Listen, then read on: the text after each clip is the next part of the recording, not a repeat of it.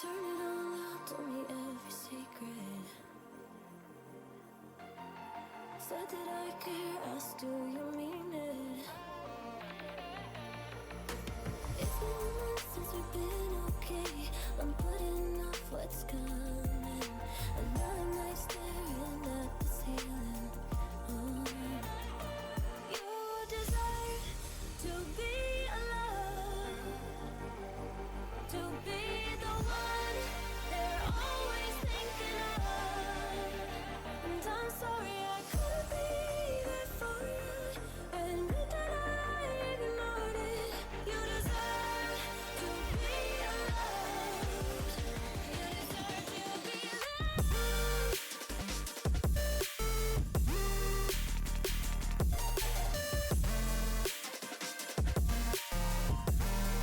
You deserve to be loved.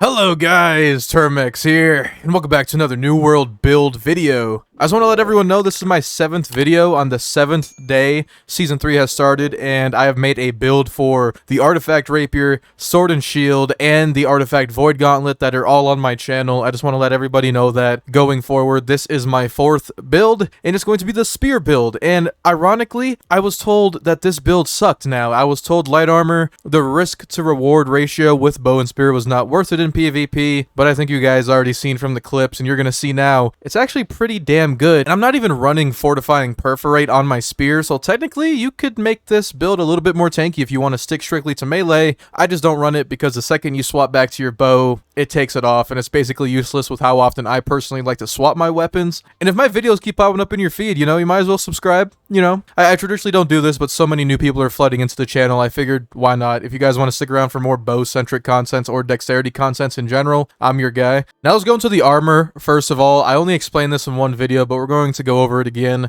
Our light equip load is going to be 12.9 out of 13. This is the highest armor rating you can get as a light armor and still be in light equip load. But how do we do this? You're going to want to get the Featherweight artifact, which you've probably seen before. I would recommend for a third perk, definitely just go health or shirking healing. Shirking healing is really broken right now, and I didn't want to promote it in this video too much because I feel like it might get nerfed. So to play it on the safe side, just put health into the third perk if you can afford it. But in order to obtain the 12.9 equip load with the Featherweight, you need a heavy helmet, some heavy boots, and then you switch over to a light pants and light glove, and that'll put you at that 12.9. All my armor here is going to be running health and enchanted ward. All the other perks are whatever you want to do. I have some refreshing in here. I also have some freedom. Even though it's not 100% needed, it's still pretty damn good. Invigorated is actually worth a lot more these days because of the amount of rends, the amount of exhaust and weakens that are putting onto light armors. You want to reduce that as much as possible to keep your movement up at all times. Further resistances with our armor, we have 28% thrust damage resistance, 14% fire, 14% nature, and a clean 2.5 across the board with everything else. I think if you're playing up close with the spear a little bit more than I am, you want to maybe limit your elemental and start doing slash and strike, but that's up to you. I would almost say if you're that aggressive with spear, just swap over to medium armor and you're going to have a way better time. But if you are in light armor, 90% of the time, most of your damage is going to be in the form of range or in the form of muskets, void gauntlets, sometimes ice gauntlet, fire staff, mainly elemental things. So that's why I personally went with this kind of protection spec. If you want to do what I did, all you have to do is run 3 emeralds, 2 ambers, I do believe are the nature absorption, 2 rubies, which is the fire absorption, and then 1 opal, so you can get that overall elemental damage absorption. You could definitely slot that in. If you're okay with missing out on 2.5 on all this and going for, let's say, a moonstone for slash, then that's completely viable as well. For the spear itself, we do have a interesting spear. I got this and was really excited because if you do not know, Trenchant Strikes was changed in Season 3, so instead of fully charged heavy attacks, it is just heavy melee attacks. Now there's going to be some arguments on Trenchant Strikes. If that heavy attack does count for Coup de Grace sweep, please let me know. It feels like it does, but I haven't done the testing with a normal similar spear to see if it does more. But heavy attacks in general with spear right now are really good, and that's weird to say, but they are really, really good for zoning and doing a bunch more damage because fully charged heavies on the spear actually do more than a normal heavy. They actually deal a whopping 165% fully charged heavy, and of course, when we have that perk on there as well, we're getting 22% more on top of that. So we get 187% fully charged heavy. It does a pretty decent amount of damage, especially when we do the consecutive perk that we have spec'd into the tree. And this is with no empower on somebody with no armor. So you can imagine when you have empower and other things proc, how much damage you could actually be doing here. Second perk is Keenly Jagged, because this is a pseudo bleed build and I want things to bleed more. So we're putting on Keenly Jagged. And now for the star of the show, something you want to put on your spear if you want to be a little bit more toxic with the bleeds is Bleeding Sweep. It gives Coup de Grace a 28% bleed that lasts for 8 seconds, which is really, really high. That is a high bleed. This is more damage than Rain of Arrows bleed, because I'm pretty sure Rain of Arrows is only a 20% bleed. No, Rain of Arrows is only a 15% bleed, so this is doing more than Rain of Arrows bleed, which is actually insane. Now, Bleeding Sweep does do a crap ton of bleed, so if we look at the target dummy here, this 672 is the bleed, but you'll notice, even though we have the bloodletting perk, this sweep bleed is still only lasting 8 seconds, even though it should be boosted by bloodletting, which is really weird. So I really do hope they fix this. It only lasts 8 seconds, even though we have a perk that makes it last longer, because that's 5 ticks, 6, 7, 8, and then it's done. So hopefully they fix that, but even with it not working, the bleed is insane. It's almost 280% weapon damage over time for just landing this on top of Keenly Jagged. So what you could truly do is insane. You want to perforate, and then you can get that bleed on perforate, then you could get the sweep with the Keenly Jagged, and you could get 3 stacks of bleeds as long as you just keep proccing the Keenly Jagged. We even proc Keenly Jagged twice, and if you don't know how we did that, Keenly Jagged is on a 7-second cooldown with a 6-second duration. Bloodletting actually extends Keenly Jagged.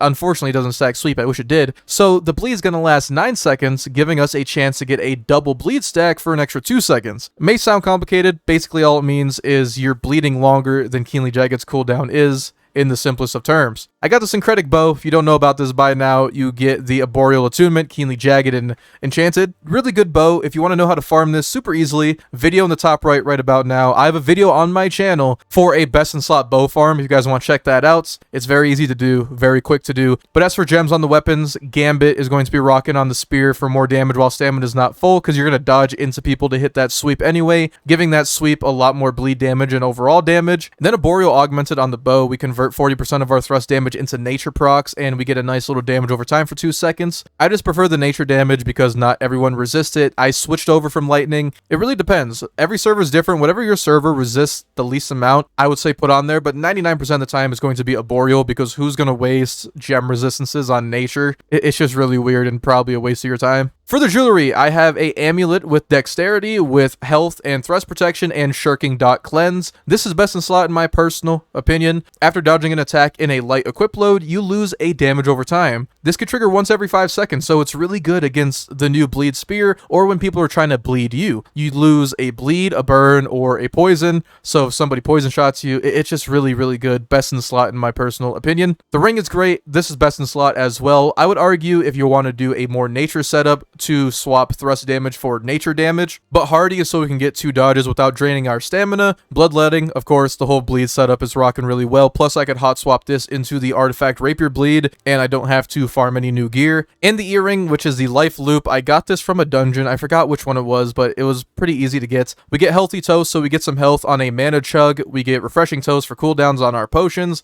and healing heart is a new perk with season 3. When we activate our heart rune, we get 10% of our max health literally instantly, which is a lot better than it sounds. It helps so much in clutch situations. And finally, our heart rune, which I spent a lot of time farming this patch because I really wanted to give it a try, is the cunning specific variant of the cannon blast, and I got it up to 700 gear score, which is an accomplishment within itself. So we're dealing 5,120 damage. It deals a burn, doesn't matter, but penetrating blast is specific to the cunning variant, allowing it so it passes through enemies, which is kind of like pen shot on bow, and it cannot be blocked. If you're blocking this, you cannot avoid it. I'm pretty sure you could iframe it. Don't quote me on that because maybe you can, but this thing is just so cool. You have somebody sitting there with a shield and you just shoot right through it, dealing a bunch of damage. It's honestly great. But don't be afraid if you want to put on Cunning Heart Room of Bio Bomb for the slow and disease and anti-heal, or even Stone Form, all very viable options with this build. And for the people that are curious about PvP, if you're going to use any of my builds for PvP with the bow, just swap over like on this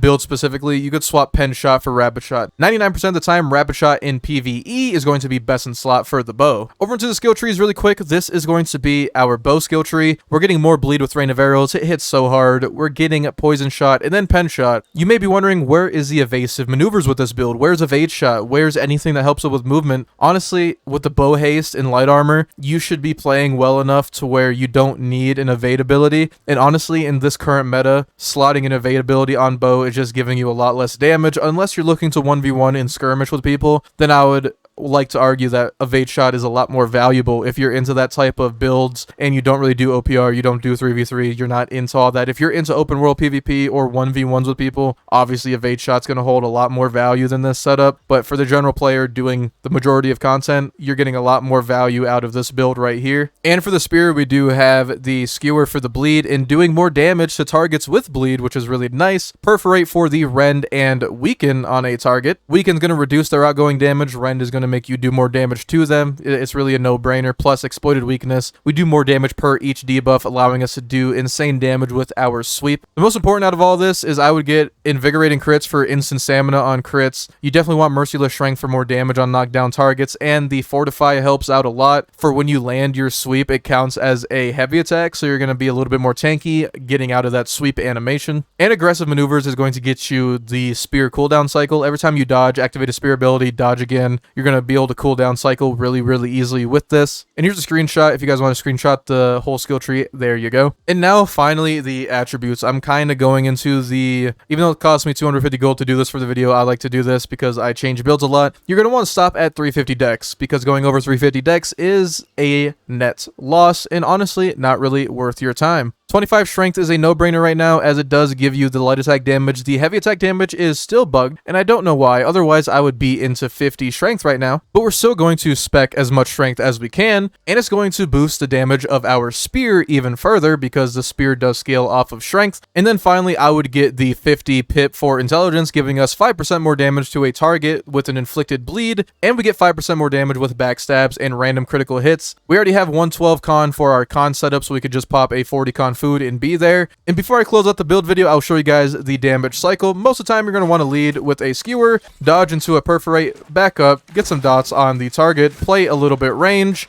get that sweep in if they decide to mess with you, and you could already see with the keenly jagged on the bow and all this, we are doing insane things. We got the rain of arrows bleed, we got the Koopa bleed, we got all this going on, the keenly jagged dots, and the bleed is just so crazy, man. The bleed master, I almost want to say this might be better than rapier bleed. Damage wise, I might not say that because rapier damage on the bleed is honestly really freaking good and a lot easier to stack up than spear is, but spear has a stronger hitting bleed. As you've seen, once we had our things rolling, we had 1,000 damage bleed dot on this target dummy, 920 bleed. That is insane. And of course you have your cannon blast, which does a fair amount of damage. Yeah, it's not that bad, honestly. But that's the video, guys. This might be my favorite build so far, and the bleed master type setup is really appealing to me, and I love just giving people those bleed procs and damage over time. But also, when you sweep somebody, they just know they got to take it. They got to take that coop because you have grit, and it's really satisfying to use in PvP. But if you guys did enjoy today's video, make sure you guys hit the like on it, as it does spread out my New World content and builds out to more people in the New World community. And if you really enjoy my content, consider subscribing, as it does help out the channel a lot, and you'll never miss out on another build video from me or just important farming locations in general. But stick around for my New World content and PvP content. You guys have a terrific day, stay safe, and I will see you guys later.